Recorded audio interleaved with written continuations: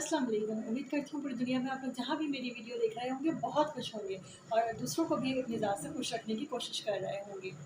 Self respect हम सब के लिए बहुत ज़रूरी है क्योंकि ये एहसास दिलाती है हम सब के ज़िंदा होने का। सेल्फ़ रिस्पेक्ट हमें एहसास दिलाती है हमारी शख्सियत का। हम अपने आप को समझ पाते हैं, हम अपनी अहमियत को समझ पाते हैं और अपने आप को, अपनी इम्पोर्टेंस को समझते हुए अपनी ज़िंदगी में बहुत बड़े-बड़े काम कर सकते हैं। जिन लोगों की बहुत अच्छी सेल्फ़ रिस्पेक्ट होती है अपनी नज़र में। एक तो सेल्फ़ रिस्पेक्ट का ये मतलब हम लेते हैं कि दूसरों की नज़र में हमारी क्या वैल्यू है, क्या इम्पोर्टेंस है।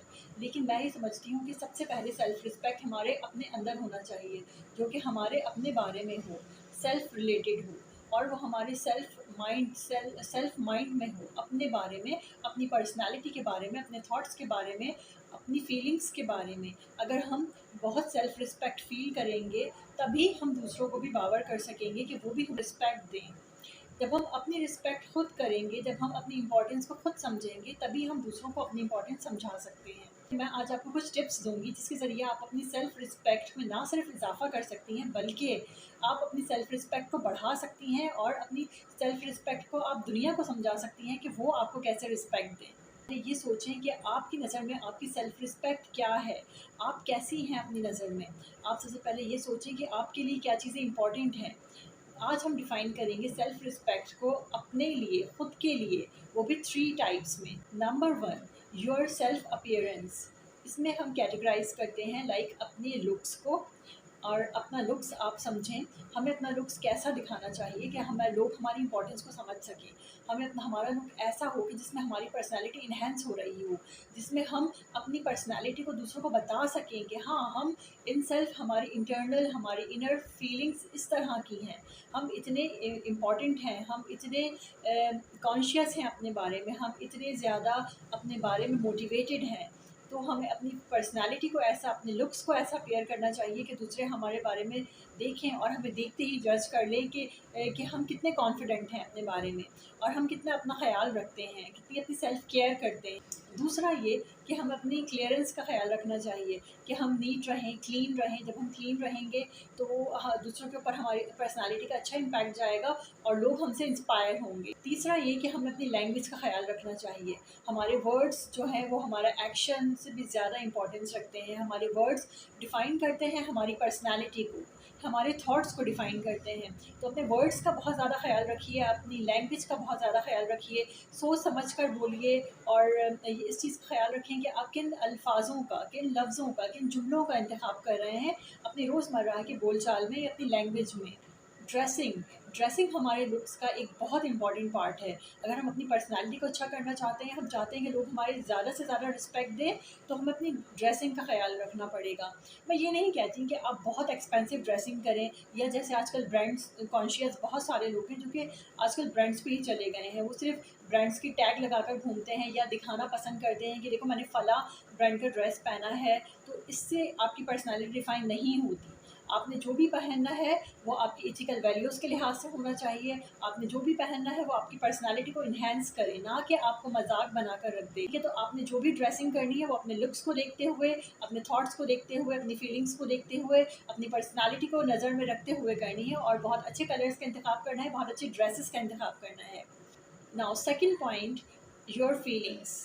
आप अगर अपनी सेल्फ रिस्पेक्ट करवाना चाहते हैं दूसरों से, तो आपको अपनी सबसे पहले अपनी सेल्फ रिस्पेक्ट करनी होगी और वो सेल्फ रिस्पेक्ट आप अपनी खुद किस तरह कर सकते हैं, तो केयर योर फीलिंग्स। अपनी फीलिंग्स का ख़्याल रखिए, वो किस तरह, अपने इमोशंस का ख़्याल रखिए, अपने इमोशंस को प्रोटेक्ट कीजिए।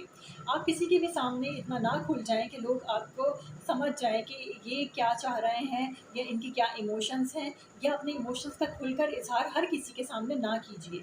ये आपकी वीकनेस शो करता है, ये आपकी पर्सनैलिटी को वीक बनाता है और आपकी फीलिंग्स को उन लोगों पर भी एक्सप्रेस कर देता है जो कि आपकी फीलिंग्स को कुचल देते हैं या आपकी फीलिंग्स का बिल्कुल ख़्याल नहीं रखते। तो अगर आपने अपनी सेल्फ केयर करनी है, सेल्फ रिस्पेक्ट अपने आप को दिलवानी है सबसे, तो फिर आपको अपनी फीलिंग्स का ख़्याल करना होगा, अपने इमोशंस का ख़्याल करना होगा, अपने बिहेवियर का ख़्याल करना होगा, अपने एटीट्यूड का ख़्याल करना होगा। तभी जाकर आप एक स्ट्रॉन्ग पर्सनैलिटी बन सकेंगे और ज़्यादा से ज़्यादा लोग आपकी रिस्पेक्ट करेंगे।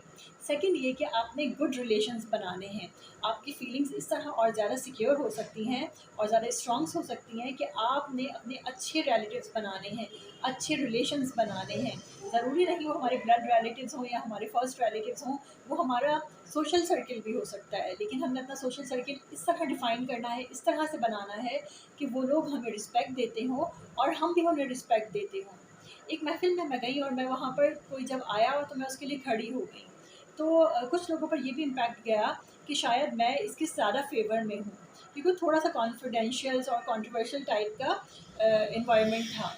तो मुझे ये पता था और ये बात मेरे माइंड में भी थी कि मेरा इम्प्रेशन कुछ इस तरह का गया है कि वो इस शख्स के बारे में लोगों के ऊपर ये इम्प्रेशन गया कि मैं इसके ज़्यादा फ़ेवर में हूँ शायद। लेकिन वहाँ मेरा मकसद सिर्फ़ ये था कि I give respect to others and I expect कि other respect me and other give respect to me. So मैंने इसलिए दूसरे को रिस्पेक्ट दी क्योंकि मैं चाहती थी कि कल को यहाँ जितने देखने वाले हैं वो भी मुझे रिस्पेक्ट दें उसी तरह से जैसे आज मैं किसी और को रिस्पेक्ट दे रही हूँ। तो अगर हम खुद के लिए रिस्पेक्ट चाहते हैं तो हमें दूसरों को रिस्पेक्ट देनी होगी।